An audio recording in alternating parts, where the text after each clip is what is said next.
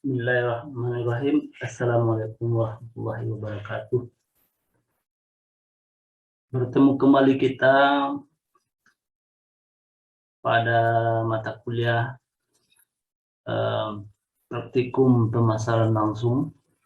Kali ini kita akan membahas tentang bagaimana merencanakan kampanye direct marketing. Bagaimana kita merencanakan kampanye pelaksanaan pemasaran langsung.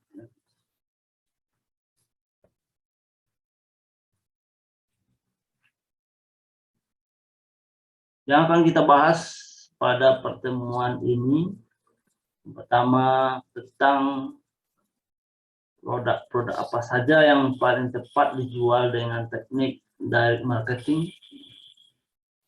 Yang kedua, merencanakan front end dan back end. Yang ketiga, menetapkan target atau tujuan pemasaran.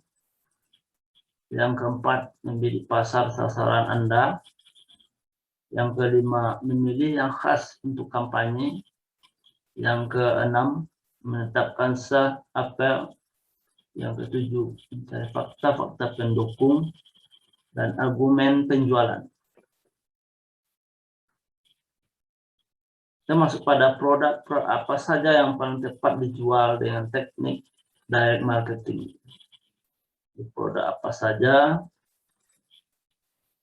yang paling tepat dijual dengan menggunakan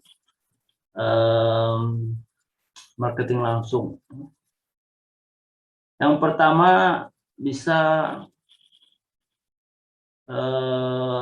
dari produk tidak tersedia di toko. Apa maksudnya? Produk tidak tersedia di toko, ya. Produk ini bisa kita, jenis produk ini bisa kita jual langsung ke konsumen. Contohnya, ya, apa yang tidak ada di toko, misalnya produk multi level, ya. Level salah satu produk multi level, ya. Itu di toko tidak ada kita temukan. Yang ada nanti bisa kita jumpai produk MLM itu di stokisnya, tempat khusus penjualan produk MLM. Yang kedua, produk yang bisa kita gunakan teknik pemasaran langsung itu jenis produknya produk yang kaya cerita. Di produk yang kaya cerita, ya. Ada sebuah produk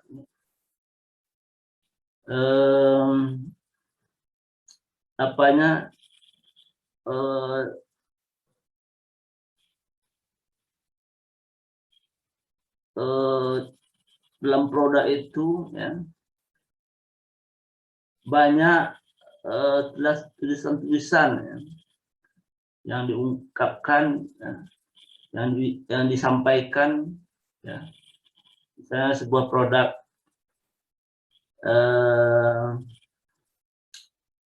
apa, ya, jamu, ya, jamu. Jadi jamu itu, di sebuah jamu itu, di sebuah produk jamu itu ada brosur mungkin disediakan oleh yang memproduksi jamu tersebut, ya. Brosurnya, ya, tentang apa khasiat jamu tersebut, ya. Terus bisa juga disampaikan di brosur produk jamu itu tentang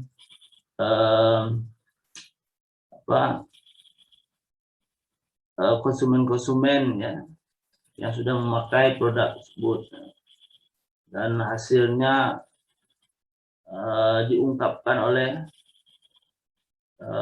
saksi yang menggunakan produk jamu tersebut. Terus yang berikutnya produk yang harganya dapat dinaikkan. Produknya yang harganya dapat dinaikkan oleh si penjual langsung tersebut ya. Misalnya produk multi level marketing ya. Si pemasar bisa menaikkan harga jualnya. Pemasar ini seorang multi level marketing ya akan bertanya kepada calon pelanggannya. Apa yang ditanyakan? Apakah Bapak atau Ibu sudah menjadi anggota? Kalau sudah menjadi anggota, harganya harga anggota dijual. Terus Kak, bagaimana dengan orang yang tidak masuk ke anggota multilevel tersebut ya? Harganya harga konsumen, jadi beda ya. Harganya beda ya, dari harga konsumen dengan harga anggota. Terus produk yang dijual dengan menggunakan direct marketing berikutnya jenisnya produk yang menawarkan unsur kesenangan, misteri atau hal-hal yang luar biasa sifatnya. Misalnya kesenangan ya. Kita contohkan di lokasi kota kita katakanlah berdiri sebuah tempat permainan anak-anak ya. Dan ini butuh iklan ya. Iklan ya. Agar orang-orang tahu ya. Bahwasanya di kota tersebut ada sebuah permainan untuk tempat hiburan. Terus produk berikutnya yang dijual dengan teknik direct marketing itu produk yang harus diisi ulang, dimutakhirkan ya. Produk yang harus diisi ulang, mutakhirkan bisa kita menjualnya dengan teknik direct marketing. Terus produk yang berbeda dengan kompetitor ya, dengan pesaingnya. Jadi apa keunggulan kita dari pesaing kita? Dari jenis produk yang sama, apa kelebihan kita dengan kompetitor kita ya. Selanjutnya kita masuk pada merencanakan front end dan back end. Apa itu produk front end? Itu produk yang Anda jual kepada konsumen melalui iklan atau surat. Banyak kita jumpai katakanlah produk minuman ya. Minuman energen misalnya ada iklannya di televisi kita jumpai. Jadi dengan adanya iklan tersebut orang atau calon konsumen tertarik membelinya ya. Terus produk back end, apa itu produk back end? Back end produk lain yang Anda jual kepada konsumen setelah mereka membeli produk utama ya. Setelah mereka membeli produk front end. Misalnya Soden, ada iklannya di televisi ya. Terus calon konsumen ini pergi ke warung, membeli Soden misalnya. Ya. Terus ada anaknya ya meminta Soden. Terus Desamipsoden ya, dibutuhkan odolnya ya. Tadi untuk menyikat soden tersebut ya, butuh sikatnya, mereknya sama ya, mereknya yang sama dengan produk Pepsodent atau keluaran Pepsodentnya.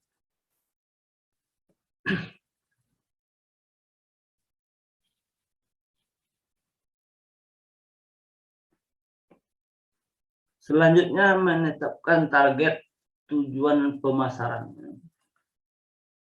Menetapkan target tujuan pemasaran dari produk kita tersebut ya.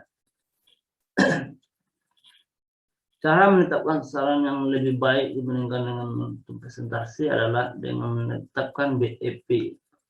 BEP itu adalah sama dengan balik modal atau titik impas. Jadi ada tujuan pemasaran itu, targetnya sistem presentasi.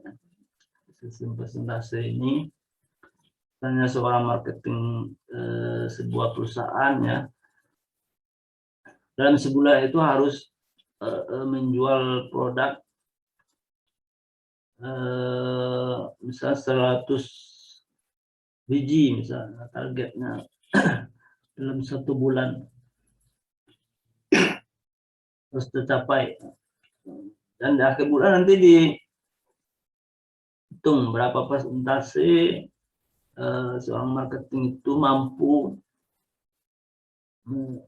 menjualnya. Selain itu juga bisa menetapkan target itu dengan menggunakan sistem BEP ya, balik modal atau titik impas ya. Jadi kalau lebih dari modal ya, berarti produk yang dijual tersebut sudah mempunyai laba ya, mempunyai laba ya.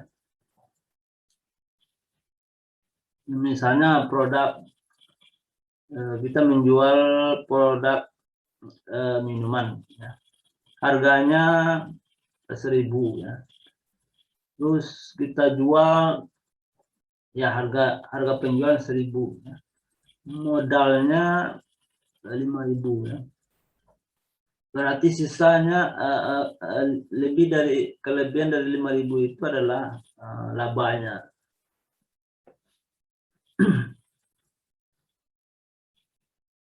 Selanjutnya, membidik pasar sasaran Anda. Unsur utama penentu keberhasilan strategi direct marketing itu adalah menetapkan profil pasar sasaran atau konsumen ideal, lalu memilih daftar nama, alamat, atau saluran media. Di membidik pasar, bagaimana membidik pasar sasaran dari produk kita? Kita harus menentukan target konsumen produk kita itu kemana, target contoh konsumennya, apakah produk kita itu khusus untuk balita atau remaja atau anak-anak atau orang dewasa yang target produk yang akan kita jual. Setelah itu memilih daftar nama, alamat dari calon konsumen. Kalau alamatnya ya di daerah kita, kalau pemasaran kita di sebuah lokasi A misalnya, terus ada lokasi B. Jadi bagaimana berapa orang jumlah balita di daerah A misalnya ya, yang akan menjadi sasaran produk yang akan kita jual, ya. Saluran media apa yang akan kita gunakan untuk penjualan produk kita tersebut, ya. Selanjutnya, memilih yang khas untuk kampanye. Unsur utama penentu keberhasilan strategi direct marketing itu adalah menetapkan profil pasar sasaran atau konsumen ideal. Ini sudah tadi ya, kita lanjutkan ya. Menetapkan sales appeal atau tema kunci. Ya. Jika konsumen hanya mementingkan harga, maka sales appeal-nya, ya, tema kuncinya yang akan kita iklankan dari produk kita itu irit biaya, ya, atau produk kita ekonomis, ya. Kalau konsumen itu lebih mementingkan harga produk. Kalau konsumen kan performan produk, maka iklan produk kita buat performan terjamin, misalnya hasil yang terjamin produk yang kita jual tersebut, atau produk kita paling handal.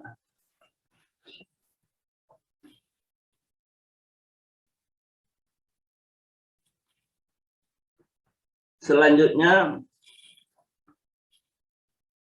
mencari fakta-fakta pendukung dan argumen penjualan.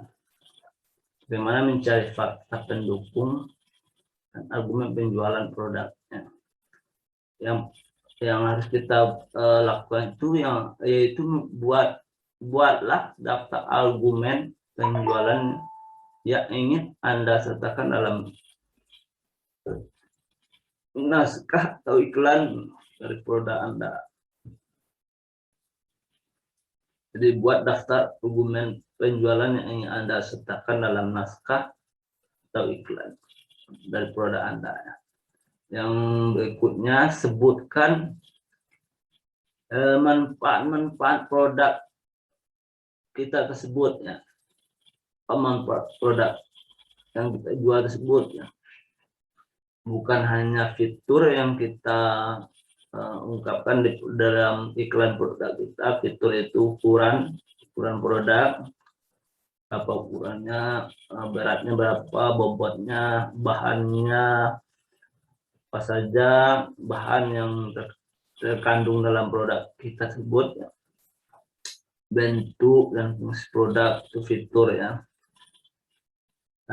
Selain fitur, kita menyampaikan dalam iklan produk kita itu manfaat dari produk yang kita jual, ya. Ini contoh cara membuat daftar fitur dan manfaatnya. Ini contohnya fitur sebelah kiri, manfaat sebelah kanan, ya. Fitur produk pensil adalah silinder kayu yang membungkus inti yang terbuat dari grafit, ya. Ini bercerita tentang sebuah produk pensil, ya. Itu manfaatnya yaitu dapat diraut sesering mungkin agar Anda bisa menulis dengan bersih dan jelas. Itu gunanya silinder kayu, ya, agar bisa diraut, ya, pensil tersebut, ya. Terus di saat fitur di sebuah pensil itu di satu ujungnya terdapat penghapus karet. Itu fitur di dalam sebuah pensil, ya. Apa manfaatnya karetnya? Dengan penghapus itu Anda dapat mengoreksi kesalahan tulisan dengan rapi dan jelas, ya. Terus fitur sebuah pensil itu ada penghapus itu dililit dengan pengikat dari lembaran metal. Apa fungsinya, ya? Lembaran meta itu manfaatnya untuk menahan penghapus agar tidak mudah lepas. Dan begitu seterusnya. Ada fitur-fitur dalam sebuah produk pensil itu diungkapkan, juga diungkapkan manfaat-manfaatnya bagi konsumen. Nah, itu yang bisa kita sampaikan pada pertemuan kali ini. Semoga bermanfaat. Assalamualaikum warahmatullahi wabarakatuh.